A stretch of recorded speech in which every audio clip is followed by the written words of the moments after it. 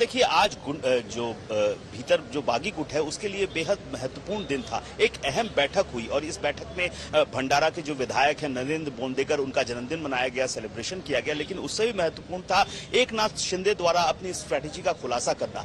जो विश्वस्त सूत्रों से हमें पता चल रहा है कि एकनाथ शिंदे ने आज साफ कर दिया जो बागी विधायक हैं उनके साथ कि दो मोर्चों पर अब लड़ाई लड़ी जानी है। एक है कानूनी मोर्चा, दूसरा है संवैधानिक मोर्चा। कानूनी मोर्चे के तीन पहलू होंगे। पहला और दूसरा पहलू हम देख रहे हैं जहां पर आज ही उसकी शुरुआत हो चुकी है सुप्रीम कोर्ट में पिटीशन दाखिल करने के साथ, जहां पर जो 16 विधायकों की बर्खास्तगी का नोटिस है उसको चैलेंज किया गया है। साथ ही डिप्टी स्पीकर के खिलाफ जो नो कॉन्फिडेंस मोशन है उस बात को भी उजागर किया गया है। दूसरा पहलू जो होने वाला है वो है जो नाम बागी गुट ने ठीक किया है बाला साहब शिवसेना के नाम पर, इस पर भी सुप्रीम कोर्ट जाने की योजना बनाई जा रही है जो बागी गुट है उसकी ओर से। दूसरा जो संवैधानिक पहलू है उसमें भी एकनाथ शिंदे ने साफ तौर पर कहा है कि अब मुंबई जाने का वक्त नजदीक आ रहा है और ऐसे में तैयार रहना होगा। इस पर जो एमएलए हैं उन्होंने एक चिंता भी व्यक्त की कि जिस तरीके से सुरक्षा व्यवस्था पर चिंता हो रही है, उनके परिवारों को धमकी दी जा रही है, ऐसे में मुंबई जाना किस तरह से सेफ होगा। तो एकनाथ शिंदे ने साफ साफ कहा कि डरने की कोई बात नहीं है, अगर जरूरत पड़ी तो जो सीआईएसएफ है उसकी सुरक्षा व्यवस्था में पूरा काम किया जाएगा। और ऐसे में जो बात सामने आ रही है, हो सकता है कि कल गवर्नर के साथ कम्युनिकेशन भी स्थापित करने की कोशिश हो जाए, यानी जो फ्लोर टेस्ट तक का संवैधानिक रास्ता है वो सफर तय करने का वक्त अब आ चुका है। और हम हो सकता है देखें कि कल गवर्नर से संवाद स्थापित हो और वहां पर समय भी मांगा जा सकता है। ऐसे में अब गवर्नर पर निर्भर करेगा कि वो कब समय देते हैं, और अगर वो जल्द ही समय देते हैं तो यहां से निकलने की तैयारी भी इन बागी विधायकों को करनी पड़ेगी, क्योंकि अब नंबर्स उनके पास हैं। 39 की संख्या पर ये पहुंच चुके हैं, जो शिवसेना के ही सिर्फ हैं। 8 मंत्री हैं इसमें, यानी कि आप समझ सकती हैं कि पूरा का पूरा खेमा अब इनके पास आ चुका है। साथ ही 9 ऐसे निर्दलीय विधायक हैं जो इनको सपोर्ट कर रहे हैं। 48 की संख्या, बहुत बड़ी संख्या के साथ अब ये आगे की तैयारी, आगे की रणनीति जो इनको फ्लोर टेस्ट तक पहुंचाएगी उस तक जाने की पूरी योजना खाका अब बन चुका है। जो मंत्री हैं आदित्य ठाकरे रह गए हैं अब मुंबई में उद्धव ठाकरे के साथ। बाकी सारे जो शिवसेना के मंत्री हैं जो विधानसभा के रास्ते पहुंचे हैं वो सब के सब गुवाहाटी में इस समय एकनाथ शिंदे के साथ खड़े हुए हैं। आदित्य ठाकरे ने आज क्या क्या बातें कही हैं, किस तरह की के आक्षेप किए हैं एकनाथ शिंदे गुट पर, देखिए उनसे ये खास बातचीत। आदित्य ठाकरे इस वक्त हमारे साथ हैं। शिवसेना मैदान में आ गई है। How is the moral of the party? आप देख रहे हो हम तो मैदान में ही हैं, हम तो यही हैं। जो भाग गए वो शर्मिंदा है। हम क्या करें? को रिक्रूट करने की आप में बड़ी जिम्मेदारी है, ये कितना बड़ा चैलेंज है आपके लिए? मुझे लगता है कि जो भाग गए उसमें से भी कई लोग हैं जिसको भगाया गया है। सबसे अहम चीज यही है कि जो डरपोक है वो भागते हैं और वो भाग के गए हैं। शिव सैनिक काफी उग्र हो रहे हैं, रेबेल ग्रुप के पोस्टर फाड़े जा रहे हैं। आदित्य शिव सैनिक काफी उग्र हो रहे हैं सड़कों पर, आप क्या कहेंगे? ये जो सेपरेटिस्ट है हमारे से, उनको डर किसका पता नहीं, शर्मिंदा तो है वो। आदित्य ठाकरे इस वक्त गुस्सा है, दुखी है या बदला लेना चाहते हैं? आदित्य ठाकरे इस वक्त आप गुस्सा है, दुखी है या बदला लेना चाहते हैं? मैं सिर्फ प्यार देख रहा हूँ, लोगों का प्यार देख रहा हूँ। तो ये थे आदित्य ठाकरे। आदित्य उन्होंने बोला है जो लोग भाग गए हैं वो खुद ही जाने आखिर उन्हें किस बात से डर है। उनका कहना है वो दुखी नहीं है, गुस्सा नहीं है, लेकिन ग्राउंड जीरो पर इस वक्त वो लोगों का प्यार देख रहे हैं। अंडरलाइन बात जो उन्होंने कही है कि वही लोग डरे हुए हैं जो रेबेल ग्रुप के हैं, जो पार्टी छोड़कर दूर भाग गए हैं। अब शिवसेना के पास में इस वक्त एक बड़ी जिम्मेदारी है कि वो पार्टी को किस तरीके से रिग्रुप करे। और जिस तरीके से आदित्य ठाकरे ने पब्लिक एड्रेसेस शुरू किए हैं मुंबई में, अब बताया जा रहा है कि इसी तरीके की गैदरिंग्स ना सिर्फ मुंबई में बल्कि राज्य के अलग अलग इलाकों में भी होंगी, जिससे बताया जाएगा कि शिवसेना अभी टूटी नहीं है, शिवसेना हारी रही है और उसने लड़ाई को छोड़ा नहीं है। यानी इसका सीधा सीधा मतलब है फ्लोर ऑफ द हाउस में, कोर्ट में और सड़कों पे सब जगह शिवसेना को अपनी पार्टी की प्रतिष्ठा को बचाने के लिए लड़ना ही पड़ेगा। कैमरा पर्सन महेश मोरे के साथ पंकज उपाध्याय, मुंबई, आज तक। पिता की तबीयत ठीक नहीं है और बेटे आदित्य ठाकरे पूरी तरीके से मोर्चा वहां पर संभाल भी रहे हैं।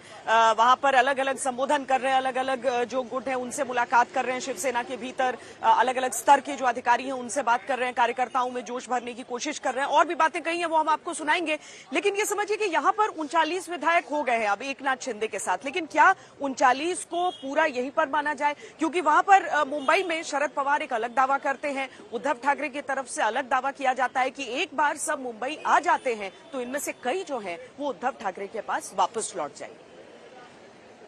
आगे बढ़ो।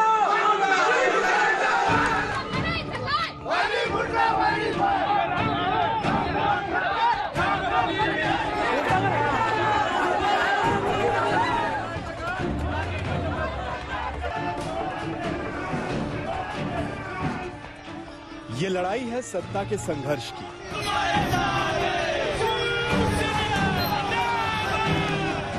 ये लड़ाई है शिवसेना के वर्चस्व की। ये लड़ाई है महाराष्ट्र के सिंहासन की। ये लड़ाई है शिवसेना बनाम शिंदे सेना की।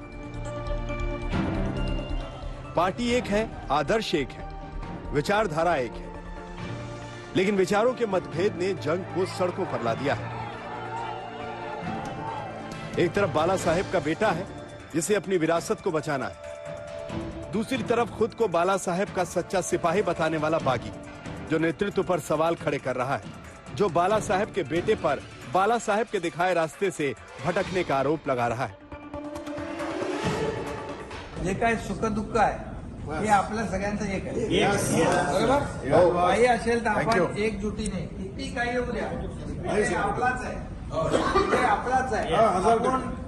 मला तर तुम्ही जे म्हणालात, आज छत्रपति साहू जी महाराज की जयंती पर बागी विधायकों ने श्रद्धांजलि दी, साथ ही संदेश देने की कोशिश की कि ये लड़ाई महाराष्ट्र की है, हिंदुत्व की है, जिससे उद्धव भटक चुके हैं। उधर उद्धव के सामने चुनौती पार्टी को बचाने की है, सत्ता को बचाने की है। ऐसे में बेटे ने भी कमान संभाल ली।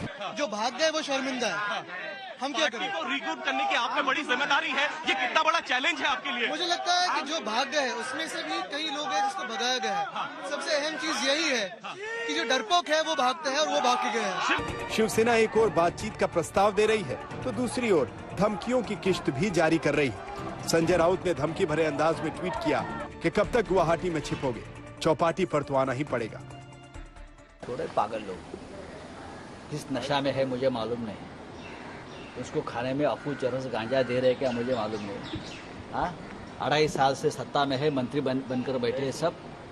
हाँ, सब मलाईदार पोर्टफोलियो लेकर बैठे हैं, अब अचानक उनको साक्षात्कार हो गया क्या? गुवाहाटी में जमे बागी विधायकों ने होटल की बुकिंग 30 जून तक बढ़ा दी है, यानी उनके महाराष्ट्र लौटने की गुंजाइश फिलहाल नजर नहीं आती। आज संजय राउत ने दावा किया कि गुवाहाटी में रेडिसन ब्लू होटल के 3 फ्लोर बागी विधायकों ने बुक करा रखे हैं। राउत ने एक दांव खेला और रेडिसन ब्लू को मेल किया कि उन्हें महाराष्ट्र असम के टूरिज्म इवेंट के लिए 40 कमरे चाहिए। उन्होंने असम के मुख्यमंत्री को भी मेल भेजा कि वो उन्हें गुवाहाटी बुलाएं, लेकिन अब तक कोई जवाब नहीं आया है। याद दिला दें कि शुक्रवार को हेमंता बिस्वा शर्मा ने उद्धव ठाकरे को न्योता दिया था कि वो छुट्टियां मनाने के लिए असम आए। कोई अगर एमएलए भारत का कोई भी स्टेट में जाके रहना चाहते हैं कि मैं यहाँ 10 दिन रुकूंगा या मैं 15 दिन रुकूंगा, तो मना कौन करेगा?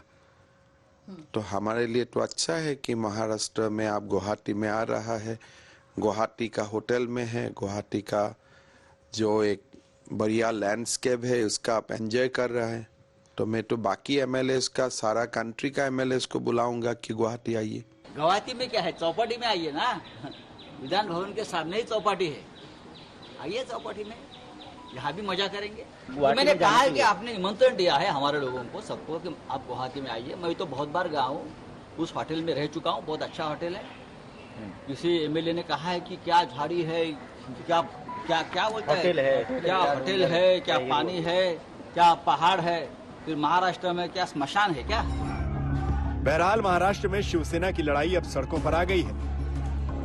धमकियों का दौर जारी है। यहाँ चुनौती शिवसेना को बचाने की है और सरकार बचाने की है। दिल्ली से मिलन शर्मा, और गुवाहाटी से श्वेता सिंह के साथ आज तक ब्यूरो।